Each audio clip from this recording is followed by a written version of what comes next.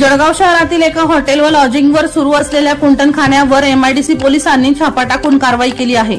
या कारवाईत 5 पीडित महिलांची सुटका करण्यात आली असून या प्रकरणी हॉटेलचे मालक चालकावर एमआयडीसी पोलीस ठाण्यात गुन्हा दाखल करण्यात आला आहे। जळगाव एमआयडीसीतील सेक्टर जी सेक्टरमध्ये असलेले सागर हॉटेल व लॉज येथे बेकायदेशीर पद्धतीने कुंटणखाना सुरू असल्याची गोपनीय माहिती एमआयडीसी पोलीस ठाण्याचे पोलीस निरीक्षक दत्तात्रय निकम यांना मिळाली।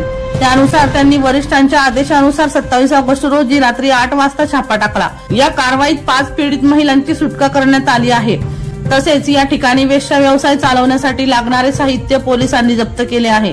पोलीस कॉन्स्टेबल अपना यरगुंटला यांनी दिलेल्या फिर्यादीवरून हॉटेलचे मालक सागर नारायण सोनवणे राहणार जळगाव आणि चालक सागर सुधाकर पाटील या दोघांवर एमआयडीसी पोलीस ठाण्यात गुन्हा दाखल करण्यात आला आहे।